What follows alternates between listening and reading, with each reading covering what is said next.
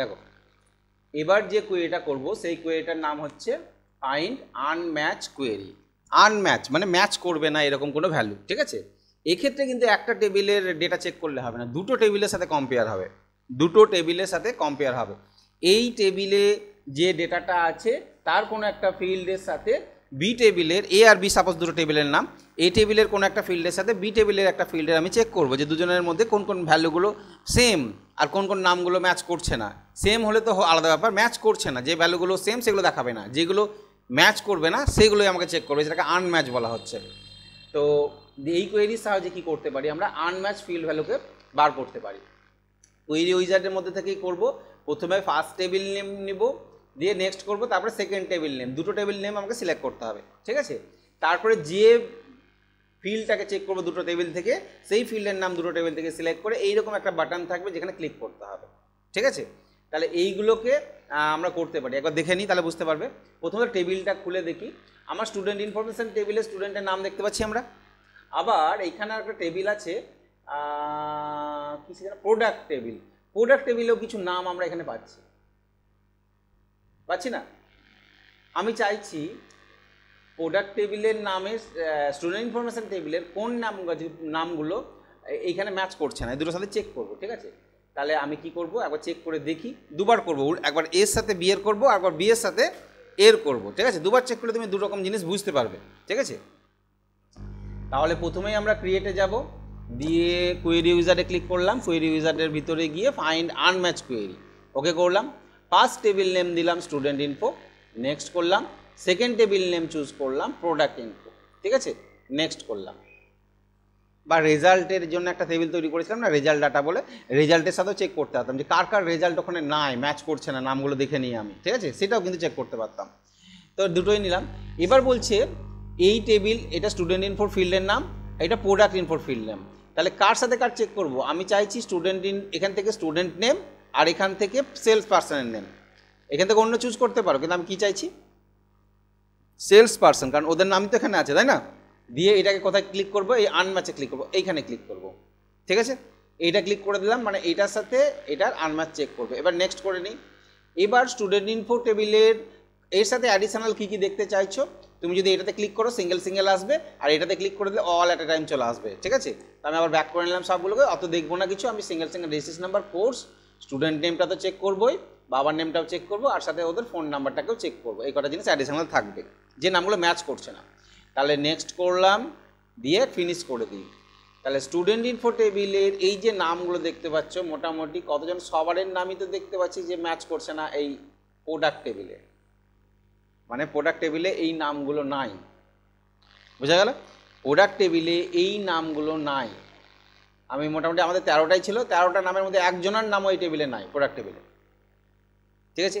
এবার একটা কাজ করি, প্রোডাক্ট টেবিলে কিছু নাম ভরে দিই আমি, দিয়ে এবার চেক করবো, এটা সেভ হয়ে থাকলো, ঠিক আছে। কি নাম, উইদাউট ম্যাচিং, ঠিক আছে। আচ্ছা, কার নামকে ভরবো, চঞ্চল, বিমান, চঞ্চল আর বিমান, ঠিক আছে। চঞ্চল ডবল ডবল আছে, চঞ্চল, কিরণমালা আর মিঠুন, তিনটাকে ভরে দিই, এরা ডবল ডবল আছে, ঠিক আছে।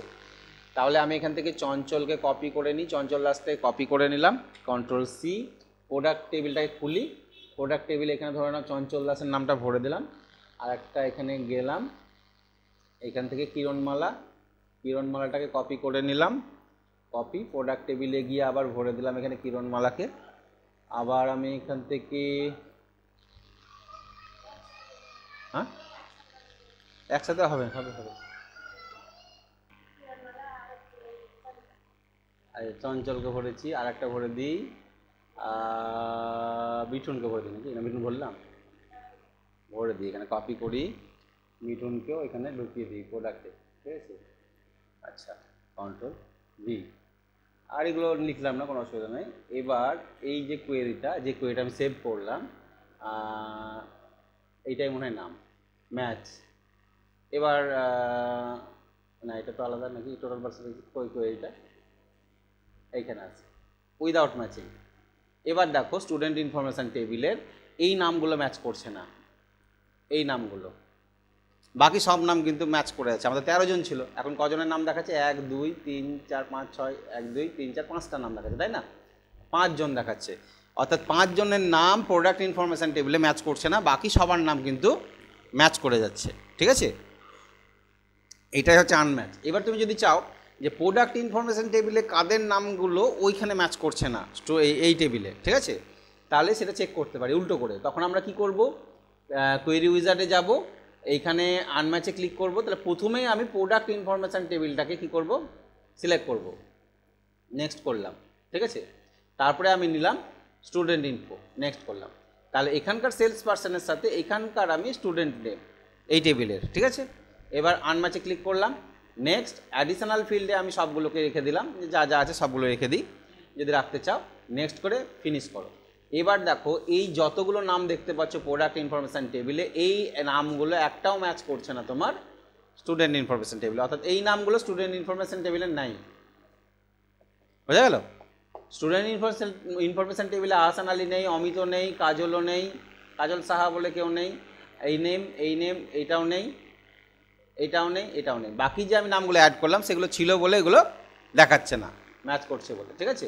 তাহলে আনম্যাচগুলোই দেখাবে। তাহলে এই যে কোয়েরিটা আমরা করলাম, এই কোয়েরিটাকে বলা হয় ফাইন্ড আনম্যাচ কোয়েরি। এইগুলো আমরা চেক করে নিতে পারি।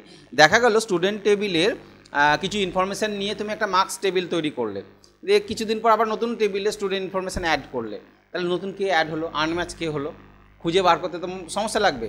তাহলে তুমি ওই টেবিল থেকে এই টেবিলের ডাটাগুলোকে আনম্যাচ করে বার করে নিতে পারো যে এরা নতুন এসছে, এরা আনম্যাচ, অর্থাৎ ওই টেবিলে আগেকার টেবিলের সাথে ম্যাচ করছে না।